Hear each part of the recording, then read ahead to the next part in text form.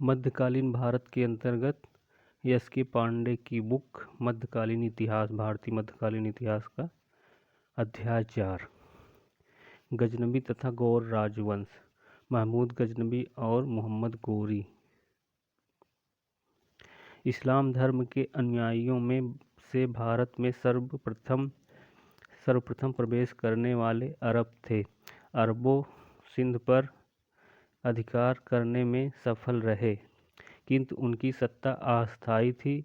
वे इस्लाम व भारत के बीच आरंभिक संपर्क अवश्य स्थापित कर पाए, किंतु भारत में मुस्लिम सत्ता की स्थापना का श्रेय तुर्कों को जाता है। तुर्क अरब व ईरानियों से भिन्न थे।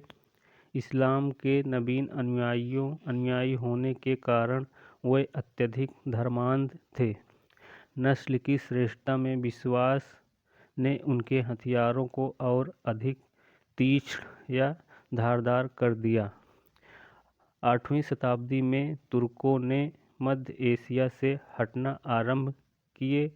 सल्लुक, गिज, खिताई, कारगुल व इलबारी आदि विभिन्न जातियां एक के बाद एक करके इस्लामी प्रदेशों में प्रवेश करती चली गई तथा अपने अपने स्वतंत्र राज्य स्थापित कर लिए।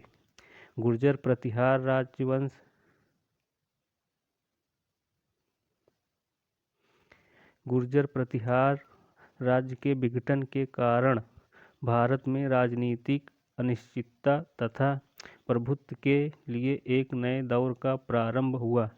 फलस्वरूप भारत की उत्तरी पश्चिमी सीमा पर पश्चिमी एशिया के आक्रमण का प्रसारवादी तुर्क राज्यों के उदय की ओर कोई ध्यान नहीं दिया। 9वीं शताब्दी के अंत में ट्रांसआक्सियन, खुरासान तथा ईरान के कुछ भागों पर ससामी शासकों का राज्य था, जिन्हें उत्तरी व पूर्वी सीमाओं पर तुर्कों से हमेशा संघर्ष करना पड़ा।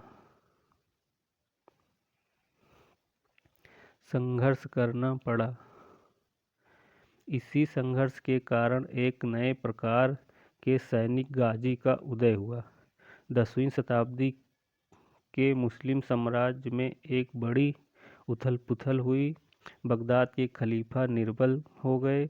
ससामी साम्राज्य के पतन के बाद उनका एक तुर्क गुलाम अलब्तगीन ने स्वतंत्र राज्य की स्थापना की। समाना राज्य के समाप्ति के बाद मध्य एशिया के कबीलों से इस्लामी क्षेत्र की रक्षा का भार गजनबियों ने संभाला।